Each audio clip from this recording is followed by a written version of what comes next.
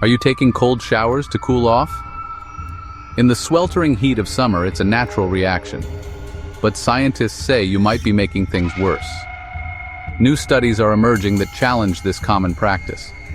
When a heat wave strikes and the temperature soars to uncomfortable levels, our instinct is to seek immediate relief, like a cold shower. It's a quick and accessible way to try and lower our body temperature. The icy water feels like the perfect solution, a refreshing cascade that promises to wash away the heat, a quick fix to banish the heat and bring a sense of coolness and comfort. But what if this trusted ritual is actually a myth? What if the very thing we're doing to cool down is actually having the opposite effect? The logic seems simple. Hot body plus cold water equals a cooler body. It's a straightforward equation, or so we think. The initial shock feels refreshing, a jolt to the system that wakes you up and makes you feel invigorated. But our bodies are more complex than that. They don't always respond in the ways we expect. That blast of cold water might actually set you up for a rebound effect, a physiological response that could leave you feeling even warmer in the long run, making you warmer after. It's a counterintuitive concept, but one that's rooted in how our bodies regulate temperature. We focus on the surface relief, the immediate sensation of coolness on our skin, ignoring the deeper physiological response, the complex mechanisms that our bodies employ to maintain a stable internal temperature. Understanding this is key to staying cool when the mercury climbs. It's about working with your body, not against it. So before you brave another cold shower driven by the desire for quick relief, consider what's really happening inside your body. Think about the long-term effects, not just the initial sensation. The relief you feel might be a short-term illusion, a fleeting moment of coolness that masks a more complex reality. Let's explore the science, delve into the research behind body temperature regulation and how our bodies react to extreme temperatures, and reveal what really works to beat the heat, providing you with effective strategies to stay cool and comfortable all summer long. When it comes to showering in a heat wave, the debate rages on. What's the best way to cool down when the temperatures soar? Is it a plunge into icy water or a more temperate approach? People split into two distinct camps, each with their own fervent beliefs about the ideal shower temperature for beating the heat. The battle lines are drawn and the arguments are heated, much like the weather itself. Cold shower enthusiasts embrace the shock, viewing it not as a deterrent, but as a challenge, a test of willpower. They see the initial discomfort as a necessary evil, a gateway to blissful coolness. Believing it's the ultimate weapon against heat, a surefire way to lower their body temperature and feel refreshed, they stand firm in their conviction. For them, it's the only way to truly conquer the summer swelter. They love the jolt, that immediate, intense sensation that wakes up the senses and invigorates the body. It's a shock to the system, yes, but a welcome one. An instant refreshment, a feeling of being completely revitalized and ready to face the day, no matter how hot it gets. They emerge from the shower feeling like a brand new person. Seeing discomfort as a fair trade for cooling down, a small price to pay for the relief they experience afterward. They're willing to endure the initial shivers for the long-term benefits. On the other side, cold shower haters avoid the icy spray like the plague, recoiling at the mere thought of subjecting themselves to such a frigid experience. Preferring comfort and familiarity, they seek solace in the gentle warmth of a more conventional shower, a haven of relaxation and tranquility. They might opt for a warm shower, finding it a more pleasant and sustainable way to cope with the heat, a way to soothe their senses and ease their minds. Arguing it helps them relax and acclimatize, allowing their bodies to gradually adjust to the surrounding temperature without the shock of cold water. This debate isn't just about preference. It goes deeper than that. It's not simply a matter of what feels good or bad. It's about how we perceive relief, how we interpret the signals our bodies send us, and how we choose to respond to the challenges of a hot day.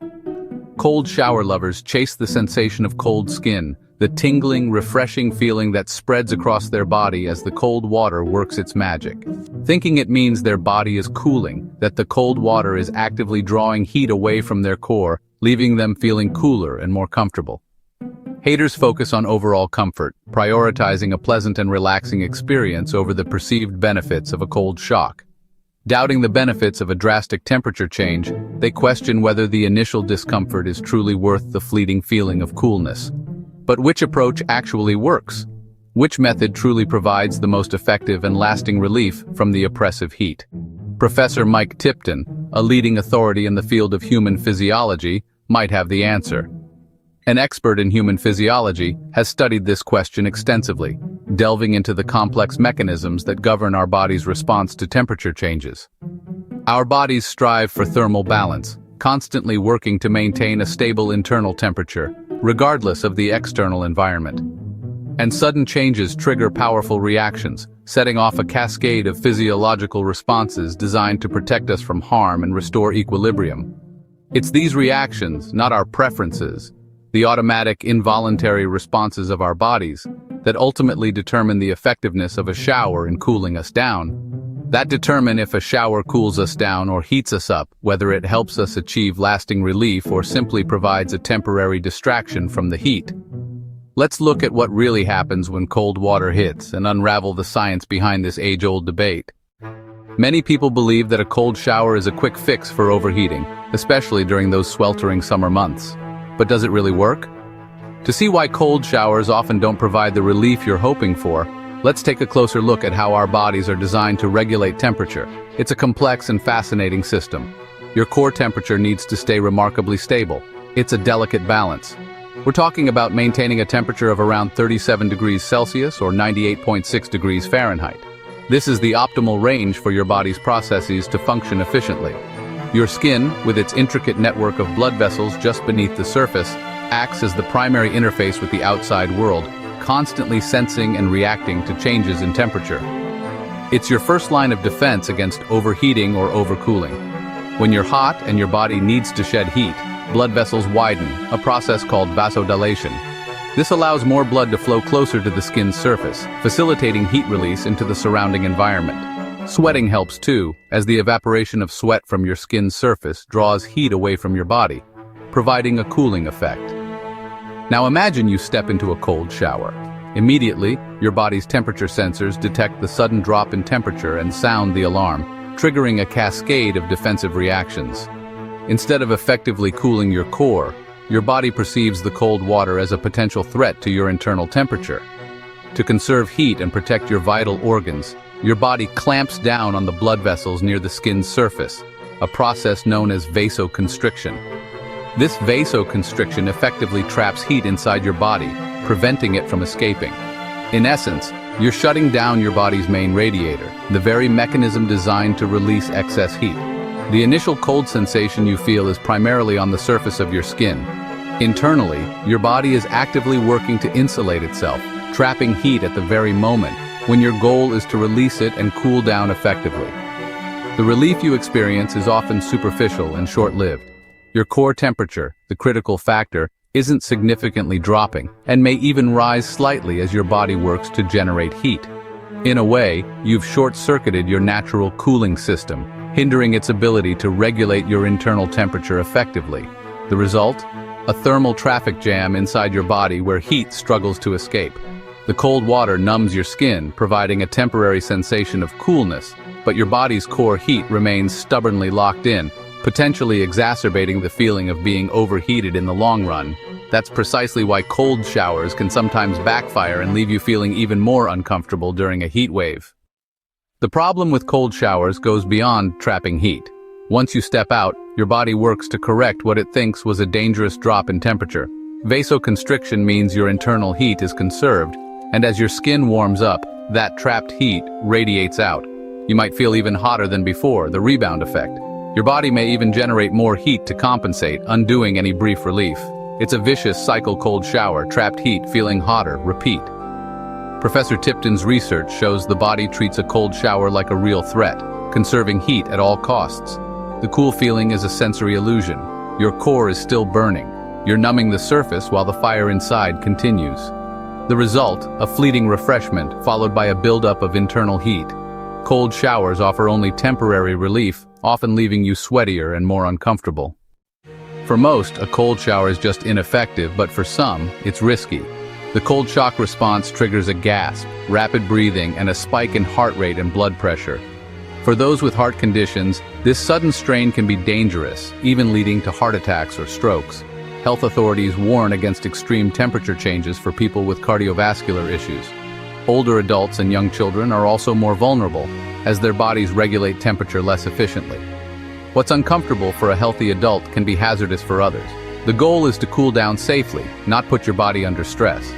If you have heart or circulation issues, avoid cold showers during heat waves. A gentle, gradual approach is always safer and more effective. If cold showers are out, is a hot shower the answer? Not really. Some think a hot shower will trigger sweating and cool you down after, but this backfires. A hot shower adds heat to your body, stressing your cooling mechanisms. You'll sweat, but your core temperature rises, increasing the risk of heat exhaustion. Hot showers also create a humid environment, making sweat evaporation and cooling ineffective. You end up hot, sticky, and uncomfortable, with little real relief. Fighting fire with fire doesn't work in a heat wave. Both extremes, hot and cold, are counterproductive. The best solution lies in the middle ground. If extremes don't work, what does? The answer? A lukewarm shower. Lukewarm water feels close to skin temperature, pleasantly neutral, not shocking. This works with your body, not against it, providing real relief. Lukewarm showers cool your surface gradually, keeping blood vessels open for heat release. The water gently carries heat away without triggering emergency responses. Afterward, evaporation cools you further as the air isn't saturated with steam. Your core temperature drops in a controlled, sustainable way. Skip the cold jolt, aim for just right. A 10-15-minute lukewarm shower is the safest, most effective way to cool down. It's the Goldilocks solution, not too hot, not too cold. Cooling off isn't just about showers. What you eat and drink matters too. Hydration is key. Drink water consistently, even before you feel thirsty. Thirst means you're already on your way to dehydration. Keep a water bottle handy and sip throughout the day. Eat water-rich foods like watermelon, cucumbers, strawberries, and lettuce. These foods hydrate and are easy to digest, unlike heavy, protein-rich meals that generate more heat. Opt for lighter meals and salads during heat waves. Surprisingly, a warm drink can sometimes cool you more than an ice-cold one. Cold drinks can reduce your sweat response, while a warm drink triggers sweating, which cools you as it evaporates. This works best in dry conditions. Avoid alcohol and sugary or caffeinated drinks. They dehydrate you. If you do indulge, drink extra water to compensate. Smart food and drink choices are essential for staying cool. Support your body's cooling systems from the inside out. Let's put it all together. Work with your body, not against it. Skip the cold shower myth. Embrace lukewarm showers for safe, effective cooling. Hydrate with water and eat water-rich foods like cucumber and watermelon. Avoid alcohol and excess sugar, which hinder your body's cooling. Eat light, fresh meals and sip water throughout the day. Keep curtains closed during peak sun and use fans for air circulation. For extra cooling, place ice in front of a fan. Wear loose, light-colored clothing made from natural fibers. Limit strenuous activity to cooler times of day. Be prepared and informed. Don't fall for old myths. With these science-backed tips, you can stay cool, comfortable, and safe during any heat wave.